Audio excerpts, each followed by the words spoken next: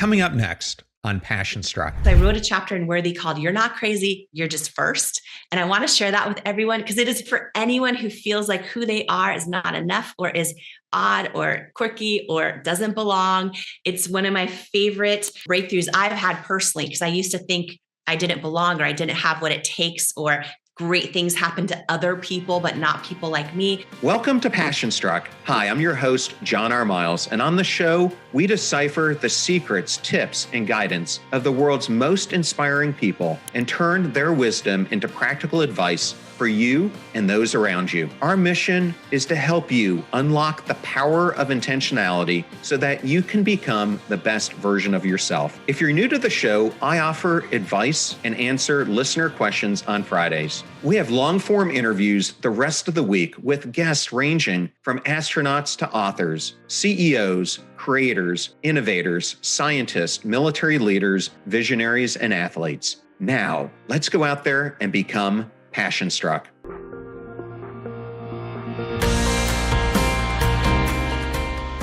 I am absolutely thrilled and so honored today to have Jamie Kern Lima on Passion Struck. Welcome, Jamie. Thank you so much. I am fired up. I am filled with passion. This is going to be an incredible episode, and I'm so excited to be here with you. So thank you for having me. Jamie, you just happen to be one of the most requested guests we've had from our listener base. So I know they're going to get so much value from this. And today we're going to be discussing your brand new book, Worthy: How to Believe You Are Enough and Transform Your Life. A copy of it is right behind your shoulder there if someone's watching this on YouTube. But congratulations. I understand that this is one of the things you are most proud of in your life.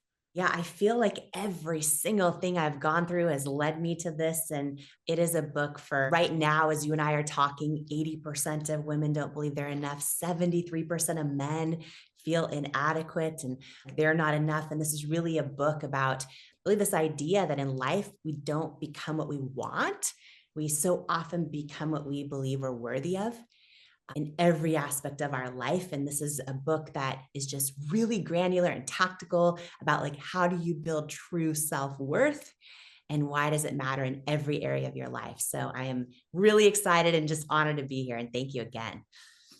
I actually found that your book and my book coincide in so many different areas. And I start out my preface talking about my own self-doubt. And I remember I was at what many would have thought would have been the pinnacle. I'm a C-level in a Fortune 50 company. I'm 39 years old. I have this job that I never thought I would have achieved at that point in my life. And I had just reached this point where I describe it as if I was wearing a mask of pretense. I felt like I was living so inauthentically because I was doing all the things that externally I was told to do to craft the life that I had built at that point.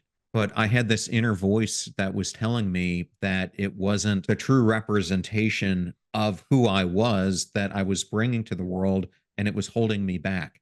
Yet I was struggling with what do I do at that point? Because fear, imposter syndrome, everything else enters you.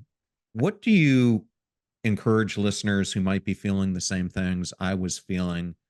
How do you encourage them to break free from that and to take that initial action, which is the most difficult thing I think there is to do, is to have that confidence that you can break out of that situation you're in? Yeah, I want to also honor you sharing that with everybody. A lot of people in a position like that who are at that level in their career of esteem, um, a man, all of it, to have the strength and courage to share that so vulnerably is so powerful because what I know to be true is that most people hide those feelings and then they feel alone in them and they feel like something's wrong with them. And it is so powerful to share that and just help people feel less alone and more enough. So, oh my gosh, which tool do I even dive into? So in Worthy, there are so many. One of the big ones I would love to talk about if we have time is the difference between self-confidence and self-worth and how they play out in our life. But one thing I want to share just to go granular on your question for anybody, because you mentioned the mask and the imposter syndrome, and so many of us believe that we are not enough as who we are, or that if we show up in this world as who we truly are and share what we really feel, and we're our true selves, we won't be loved. We'll no longer be celebrated. People will be like, oh, like they're not as cool or as smart or as whatever as I thought they were. And it is a lie. And here's a couple of things that are so important. We all know you cannot fake authenticity. And here is what I have learned to be true in business and in life and in how I built a $1 billion business from my living room and connected with millions of customers all over the country, is that while authenticity, meaning being who you truly are, like fully all of you, not just the mask, not just the highlight reel, not just the parts you think fit that role or fit the uniform that everyone else expects you to show up as that day. But when you show up truly authentic in this world, whether it's in your business, whether it's as a leader of your teams, whether it is in your marriage or your friendships, what I know beyond a shadow of a doubt is while authenticity alone doesn't automatically guarantee success, inauthenticity guarantees failure every time, over time. And we're in a world right now, especially online, where there's no barriers to entry anymore. Everyone could be an expert, everyone, all of these things. And people that, whether it's in a company or a business or a role or whatever, they shoot to the top really fast. And something kind of just doesn't feel quite like something feels off. Over time, they're gone. Over time, all the time, it does not work. And to take it just to an individual level, you cannot have a true deep connection with another human being unless you're showing up fully authentically as who you truly are, like all the parts. And that goes with your customers as well. And I want to go into a chapter. So I wrote a chapter in Worthy called You're Not Crazy, You're Just First. And I want to share that with everyone because it is for anyone who feels like who they are is not enough or is odd or quirky or doesn't belong. It's one of my favorite breakthroughs I've had personally, because I used to think I didn't belong or I didn't have what it takes or great things happen to other people, but not people like me. So I'll share that in a second. But one thing I want to make sure I don't forget to say is that when I look at some of the things professionally I've gone through, and a lot of people are like, how did you do 1,000 live shows on QVC where after one show, like QVC's broadcast to 100 million homes and their sales numbers are so astonishingly high because every 1 minute of television time, you have to hit a sales goal there. If you don't hit that goal, they'll put Apple iPhone or Dyson vacuum or another beautiful brand, Dell, IBM, any of the companies right in there. And their sales goals are very high. So most people, I'd say 99%, get maybe one shot live on air. And the companies will either put their founder or their best salesperson or whoever it is on the air. And I'd say 98, 99% get one show and don't hit numbers. They never come back. And so I sat in this green room and did over 1,000 live shows on QVC, sold over $1 billion of product direct to camera myself. It was a wild experience in this 8-year window. By the way, we went from getting 3 years of hundreds and hundreds of rejections, including from QVC, saying, we don't want to give you the shot. You're not the right fit for us or our customer. Like years of no's building my business, everyone saying it's never going to work. And we finally got one shot on the air, which I can share that story if you want as well. It's all about the power of authenticity. But really quick, just from a data perspective, after sitting in that green room doing over 1,000 live shows for an 8-year window and watching leader after CEO after founder after company come in and out and almost none of them making it, and watching the very few that do, the very few that hit the sales numbers, came back again, built meaningful connection with customers and built a significant business over time. When I thought about what's the one thing they have in common, what's that through line that makes the very few people make it? And what I realized is it's not that they have the best product. It's not that, or the most well-known product. It's not that they are the best funded or are giving the biggest, most significant discount. Literally, the only thing they have in common is that the people going on live on TV, on the air, are the same on air as they are in the green room. They are exactly who they are and fully authentic, whether they're introverted and love geeking out over their stuff, or they're like over the top and a little bit boisterous. It doesn't matter. It was the ones that were exactly who they are. And it's because they're able to go on air and people trust them and they form a connection with their customers because they're who they fully are. And to me, that was one of the most freeing lessons, because so many of us think, well, who I am, I got to hide who I am. If people knew who I really was, like they wouldn't buy from me, or they wouldn't hire me, or they wouldn't believe in me, or they wouldn't date me, or they wouldn't want to be my friend. Or we tell ourselves these lies. And the truth is, it's the only way to have a true human connection. And including in your business, the only way to connect with customers. And just to go a little granular, a friend of mine, Ed Milet, always said that when you're selling anything, people don't need to believe in what you're selling. They need to believe that you believe in what you're selling. And I love that analogy because it's the same in success in interpersonal relationships or business. If you aren't showing up as who you are, first of all, you're automatically telling yourself you're not worth showing up as who you are, and it chips away at your self-worth slowly but surely. But also, if you're not showing up as who you are, people can sense that you don't believe in who you're being, and it will form a barrier of disconnection, whether it's in friendships, relationships, in our businesses, with our customers. It is such a thing. And so for anyone, and I feel like and I love that you shared, you've experienced this, because I think so many people have, they just think they're alone in it. But for anyone who thinks, oh, if people knew how odd or strange or quirky or inadequate or deficient or out there I was, they would not like me anymore. They wouldn't want me in this title and this job title. They wouldn't respect me, all the things we tell ourselves. I remember growing up, I was adopted and I have 5 families. It's a whole thing. Amazing families, by the way, so blessed. But I was the only one out of all of them who would have these ideas about, what if I could change the world or end world hunger? Or I'd have these just big kind of God-sized dreams always. And they would tell me things like, oh, you're crazy. Things like that do not happen to people like us. Who do you think you are? And they were loving when they were saying these things, but they always would call me words like crazy or odd or different. And when I was in my 20s, I was the first person I'm aware of to ever go to therapy. And I remember talking to my therapist, and I said, I always felt like I don't fit in, or like I don't belong, or that, am I crazy? I point blank asked her, I'm like, they call me these words, like, am I crazy? And she said, you're not crazy, but I'm really glad you're here. And she explained to me this, and this is for everyone listening. When you are one of the brave ones, willing to show up in this world as who you truly are, like you're the first ever you. And don't be surprised if not everyone gets it when you're the first in your family to have big dreams, or the first to want to break generational cycles, or the first to want to do things differently. Don't be surprised if not everyone gets it. And I remember having this light bulb moment, like a light bulb so bright, it burst, where I was like, I'm not crazy. I'm just first. I'm the first in my peer group or in my family to think a little differently, to want to see the world, to want to do great things. And what I want to share quickly with anyone listening is that every single person listening to you and me right now is first.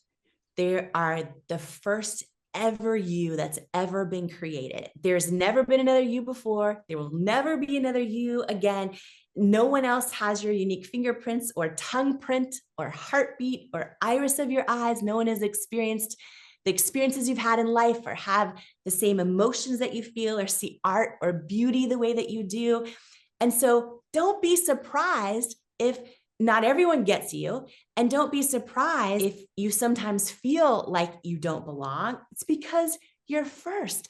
And here's what's beautiful. This is the last thing I'll say to wrap it up, is because I'm telling you, this is also how I built a $1 billion business, is because so many people think, oh, my ideas aren't innovative. A million other people have done that idea. Oh, I want to launch this business, but thousands of people have already. Someone can do it better than me. It's already been done. Literally, if you are willing to, because I launched a makeup company, there's thousands of those. But if you are willing to do something, whether it is your art, your ideas, your business, your leadership, your vision, if you are willing to do something as who you authentically are, it's never been done before. You're first.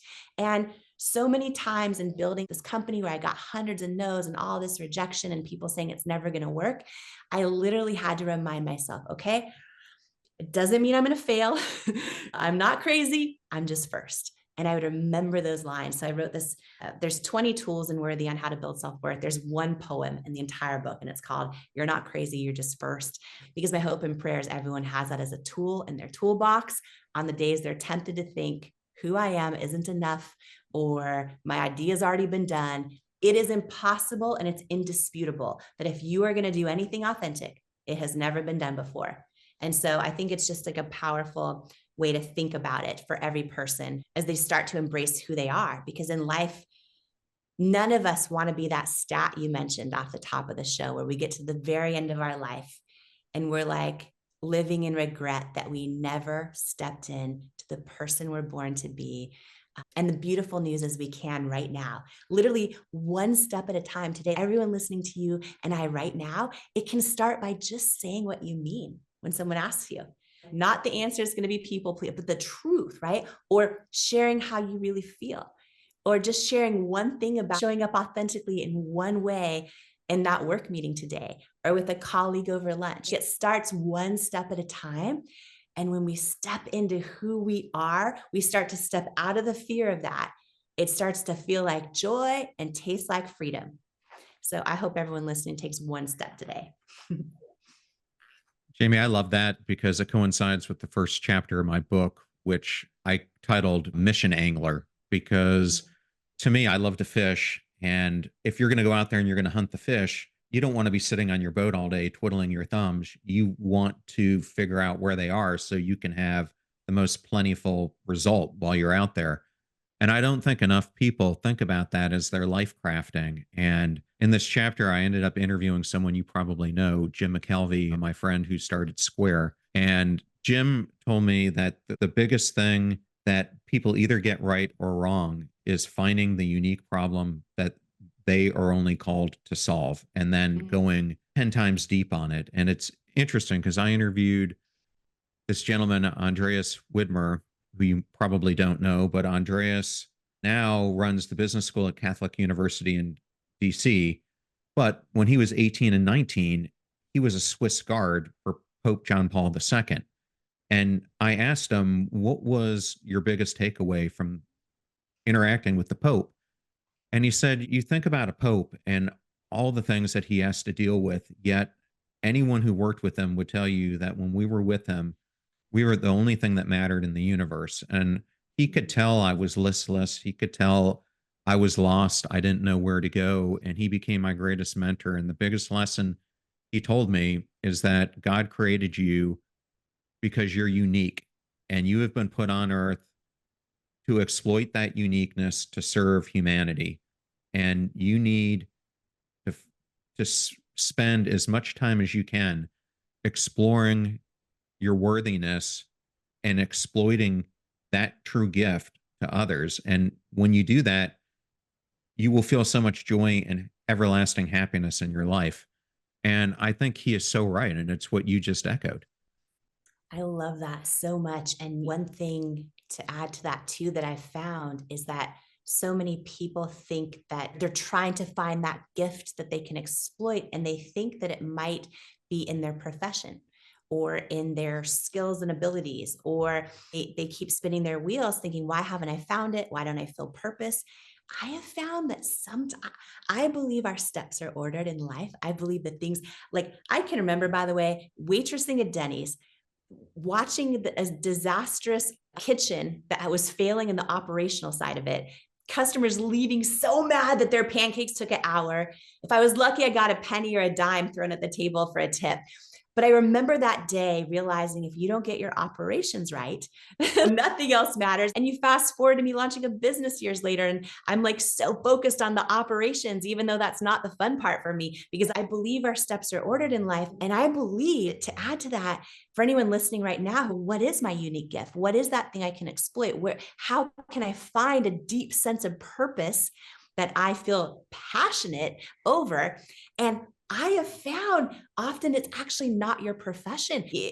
And a lot of people keep switching jobs or thinking like that's where they need to find it. But what I have learned is when you can take the things you have made it through. And by the way, there might be people listening to us right now who are going through some hard things. When you go through hard things, they become the things you make it through.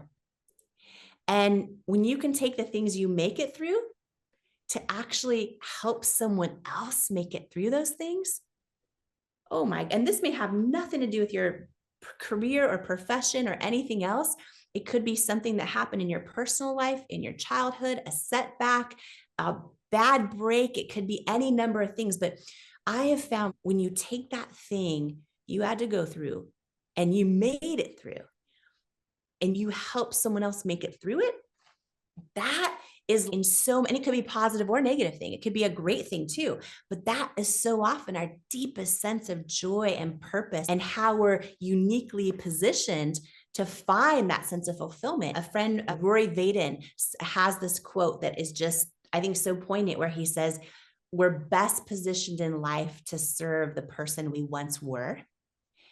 And for me, it's, oh, most of my life I was crushing it. Even on the Forbes list, all these professional accomplishments, not realizing why I didn't feel enough is because I didn't have self-worth. I had self-confidence, all these things, but I didn't have self-worth. And so it's like I've spent 3 years being obsessed with how do you build self-worth.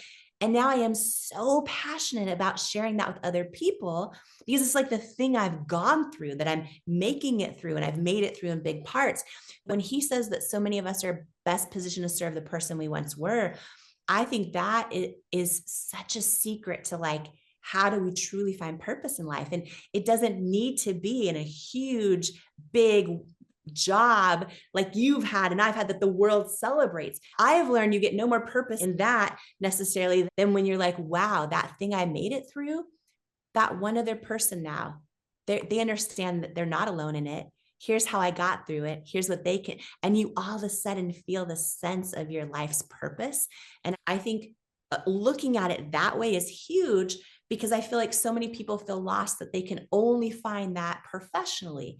And you might have a profession that you're really good at or that you love, that you're growing in, contributing, but that doesn't mean that's your purpose. It can mean it's a big part of your life that's important, that's filling the need for growth and confidence and contribution, which is all important. But your deepest sense of purpose, it might not be that. And, for anyone listening today who, how I don't know my unique qualification, I think that's another great consideration, is to be like, that thing I made it through, I would never want to relive it again. I would never wish it on my enemy. I just want it to go away. But maybe actually I can help someone else make it through it.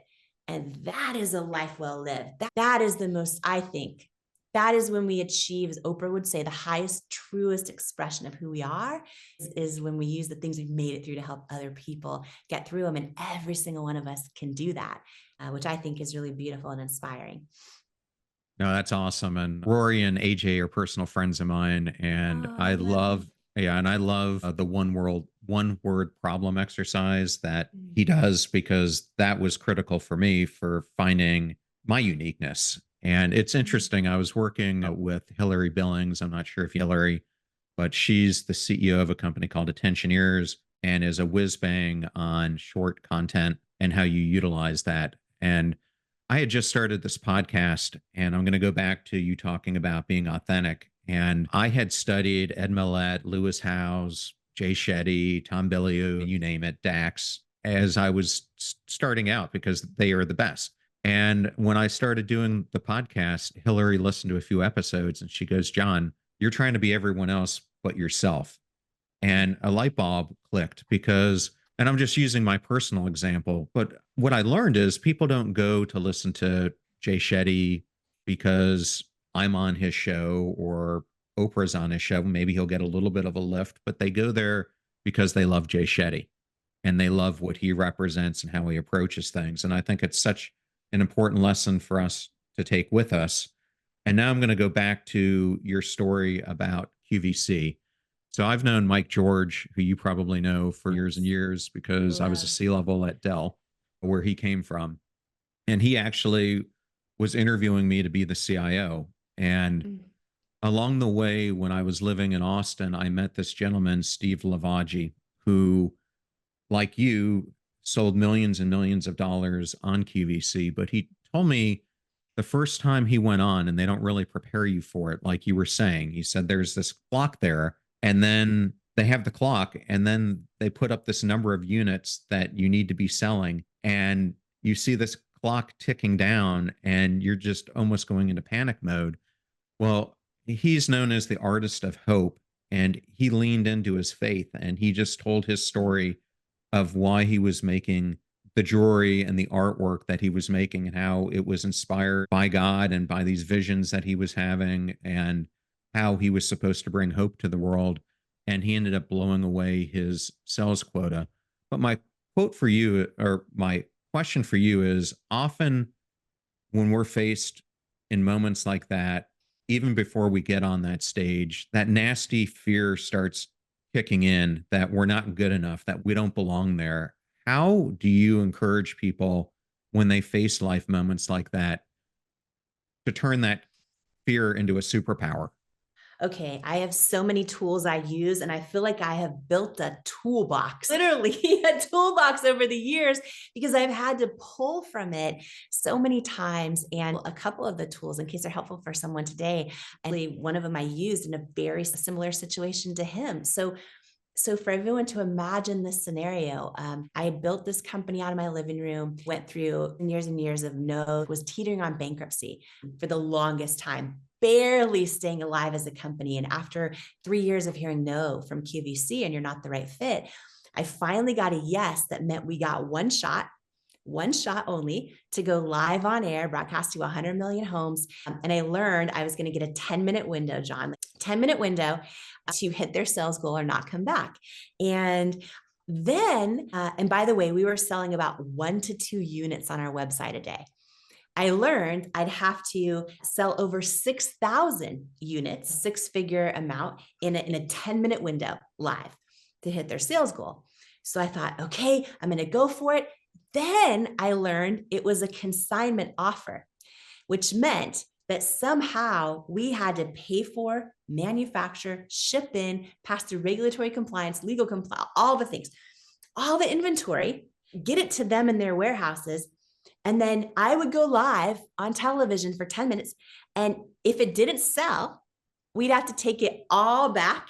I would get paid nothing and we would go bankrupt. So you should never say yes to this.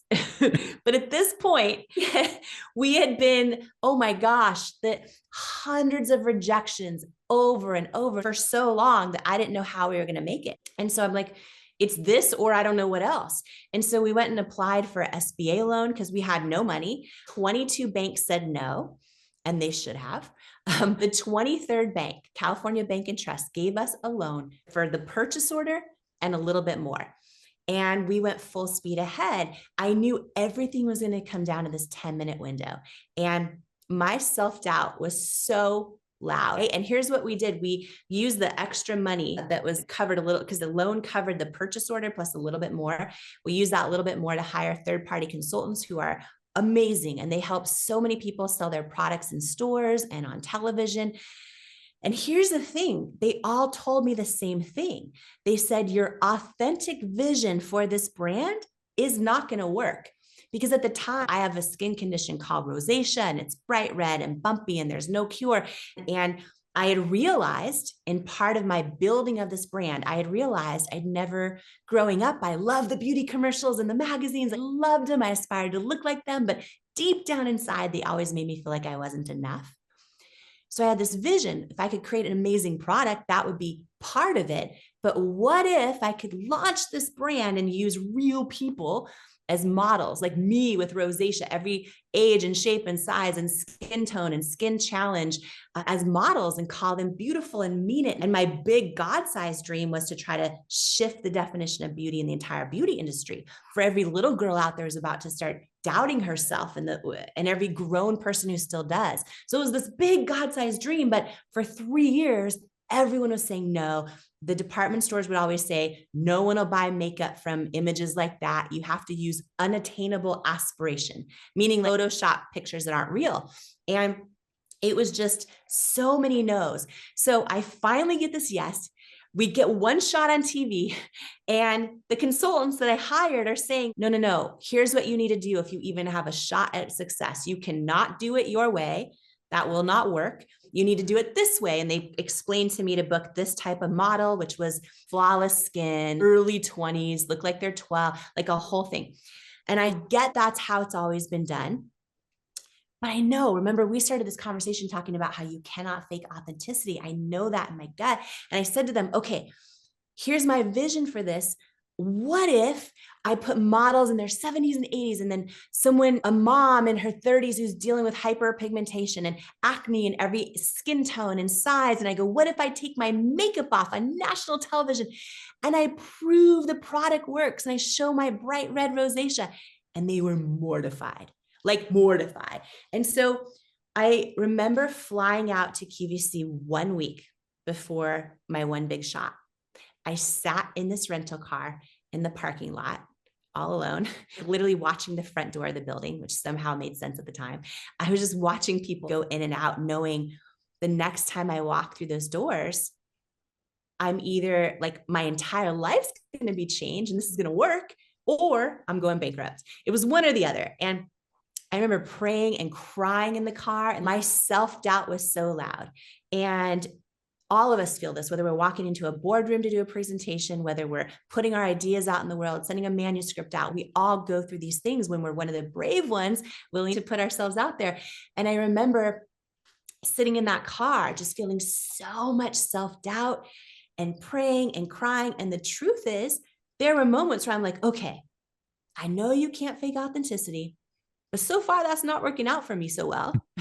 So what I would have thoughts like, okay, maybe if I do it their way, that's how it's always been done, that's inauthentic to me, and then I make money, then I can do it my way. Like I had all these thoughts. And I sat there in the car and I remember this moment where I imagined, who is that customer on the other end? And I don't know why, but I imagined a single mom in Nebraska. I imagined her turning on her television and blessing me with a few seconds of her time. And I just imagined her way too busy to remember that she matters and that she's beautiful. And I had this moment where I'm like, you know what? If she is going to bless me at the few seconds of her time, I would rather have her look up at her television, see women that look just like her, hear me calling them beautiful, meaning it, even if she buys nothing, than sell a whole crap load of product and stand for nothing. But doing the right thing and being who we fully, truly are can be scary, especially if we feel like it hasn't worked in the past. And I remember in that car, literally imagining myself turning down the volume, almost like a volume dial on the radio, having to turn down the volume on my own self-doubt and like turn up the volume on my knowing, on my intuition, on my gut feeling. When I pray, it's how I hear God, is through my gut feelings. And every time I would get still, I just knew in my gut I was supposed to do this and I was supposed to be authentic. I was not supposed to show up as how other people are who've had success there when it's not authentic to me, because you cannot fake authenticity. And I know we talked about this earlier, but I've always seen this to be true, that authenticity alone, it's not enough. It doesn't automatically guarantee success, but inauthenticity guarantees failure. And I knew what I had to do. And I remember walking in to QVC literally shaking. And I'm not nervous for television, but I felt the entire company on my shoulders. And I walked into QVC. Then I learned, oh, you're not even guaranteed your 10 minutes to sell your products, right? And remember, everything was on the line for me. We still weren't paid. So I learned, yeah, they said I'm getting 10 minutes, but if I go live and a minute or two in, it's not hitting numbers, you think you have 8 minutes left on that clock on the floor, it jumps down to 1 minute. And you know, you're done. You know, you can do the math in your head of what you just lost, like all of it. And so I learned that. And I remember the moment that this giant red light for on air went on. I walked in the studio and I see the big clock on the floor that says 10 minutes. I remember the moment this giant red light came on and the clock started ticking down. It was like 9:59. 9:58, and I was freaking out. I had practiced this demonstration on my wrist to show how our product doesn't crease. And I was trying to do it, but my hand was shaking like Scooby-Doo in the old cartoon, like shaking like a leaf. And the host grabbed it and she's like, thank you, sugar. And she took over. And I remember the moment my bright red bare face before shot came up on national television. I remember walking over to the models and every age, shape, size, skin tone, skin challenge, calling them beautiful and meaning it. And I remember a few minutes in, I didn't know how we were doing, but I knew I wasn't cut yet. And I remember getting down to the 1 minute mark left. And the host said, the deep shade's almost gone. The tan shade's almost sold out. And I remember freaking out. And then literally At the exact 10-minute mark, this giant sold out sign came up across the screen.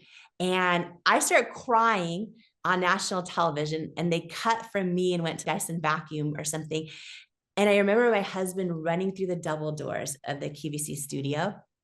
I'm like crying. I thought he was going to give me a hug, and he's like, "We're not going bankrupt." And he was like so excited.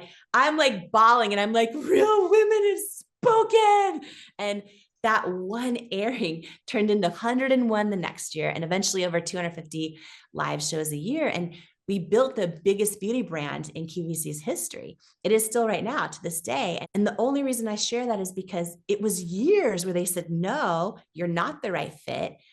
And what I know for sure is, had I not turned down the volume on that self-doubt, prayed, try to hear what is my intuition telling me, and turn up the volume on that knowing, it's, if I hadn't have done that, I do not think we would have sold out that day. I don't think that we would have built what became the biggest beauty brand in their history, which then all of the exposure there started getting us yeses, and all the retail stores around the country that have been telling me no for years. We grew to over 1,000 employees, and eventually the largest US acquisition in L'Oreal's history. And and continued after L'Oreal bought my company. I agreed to stay on for 3 years, and we doubled the size of the business 2 years post acquisition.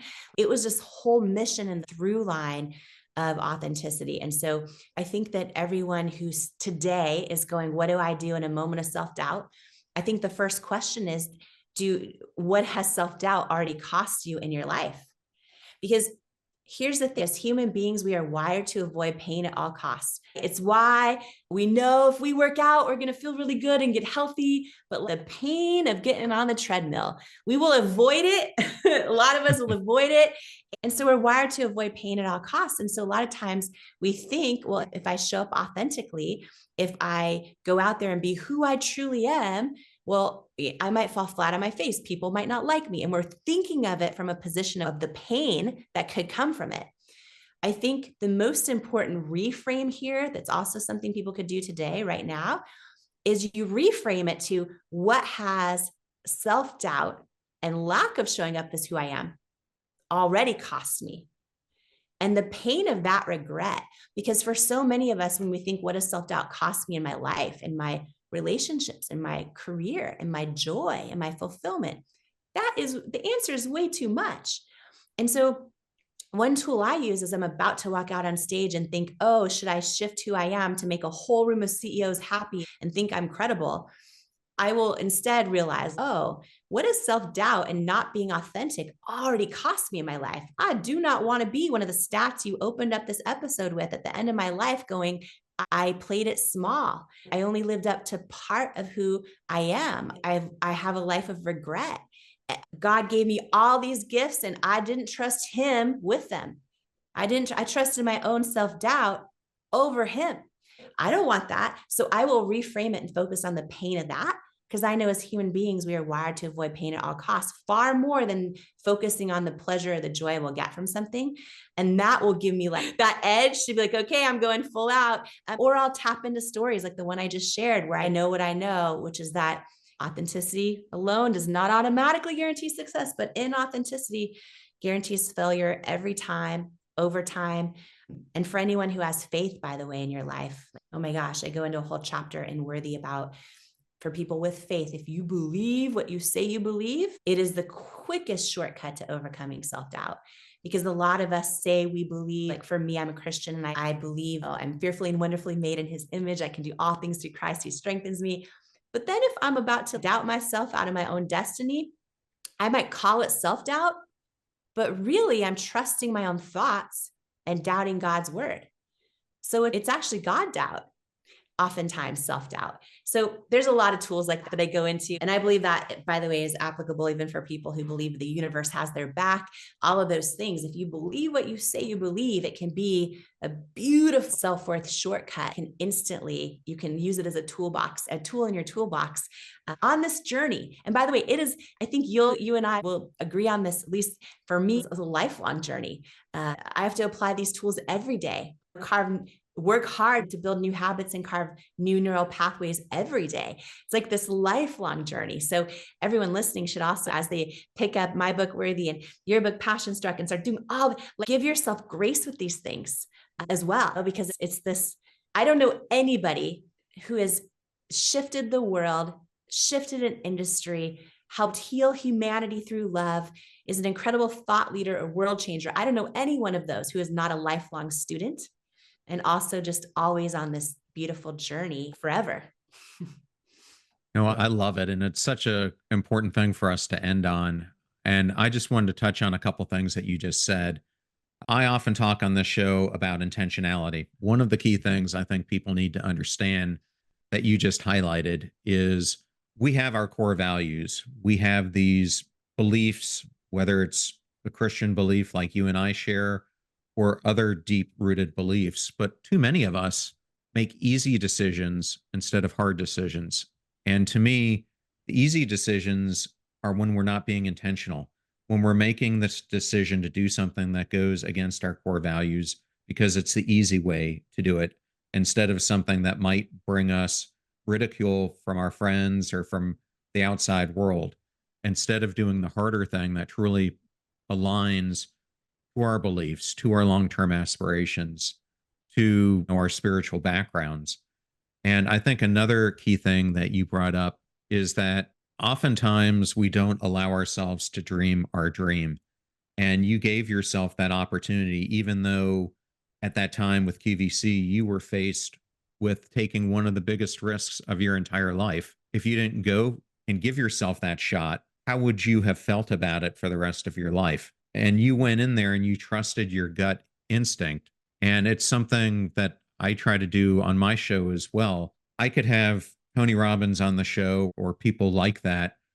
But to me, the listener resonates with someone that they see as themselves, someone who's struggling, someone who was where they are and is now trying to come out of it. And that's why I think your story is so powerful, because you lived that life. You worked at Denny's. You started out barely being able to keep your business alive. And it was just through dedication and facing rejections and staying tough that you kept yourself motivated to keep going. So, for the audience, this is an amazing book that you all want to read. You're going to pick up so many things, such as how to be an action creator and take that leap from idea and overcoming self doubt, taking action to put it into place. As Jamie was just talking about, you're going to get into faith and knowing how to utilize timing, harnessing your perspective. I was interviewing Jen Gottlieb. She teaches something similar to what you talk about in the book about seeing rejection as a form of protection and so much more. Jamie, I know it's important for the audience to understand that this book, you're not making any profits off of it. I was hoping you might be able to share where the proceeds are going. Yeah, absolutely. Yeah, for Worthy, it is packed with 20 tools on how to build unshakable self worth. And yeah, I'm super grateful to highlight a bunch of them. And yeah, 100% of the proceeds are being donated. So both to Feeding America and then to charities that build self worth in girls and women.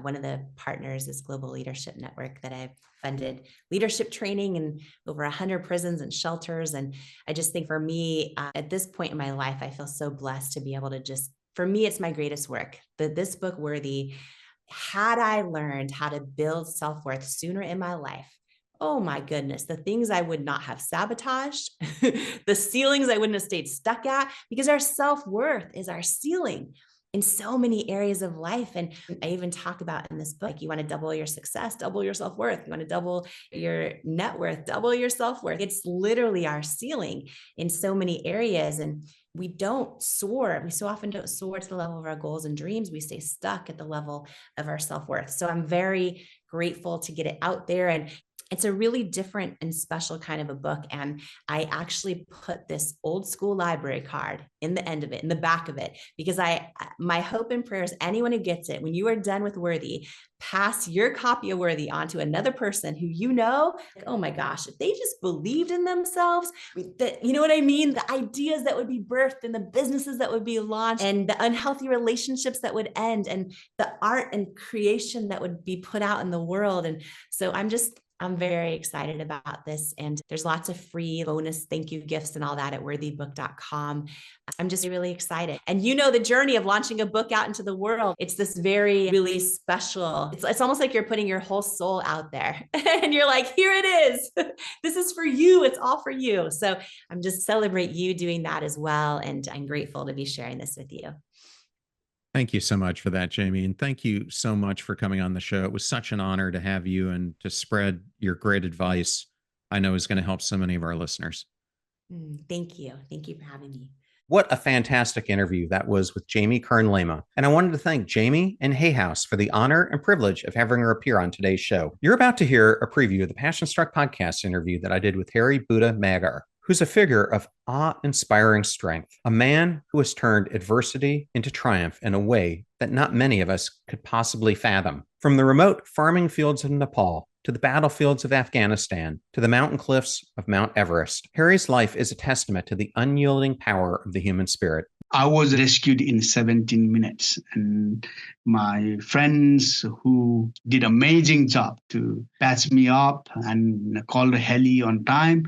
I think those heli were going to another, things, but I think I was more seriously injured. So I think it was diverted. This is why I think I was picked up so quickly. Anyone who's listening to those Pedro call signs, I don't know who they were, but I appreciated for helping me out and keeping me safe and bringing me to best and saving my life. Remember that we rise by lifting others, so share the show with those that you love and care about. If you like today's episode with Jamie, then please share it with those who could use her inspiring message. In the meantime, do your best to apply what you hear on the show so that you can live what you listen. Until next time, go out there and become passion struck.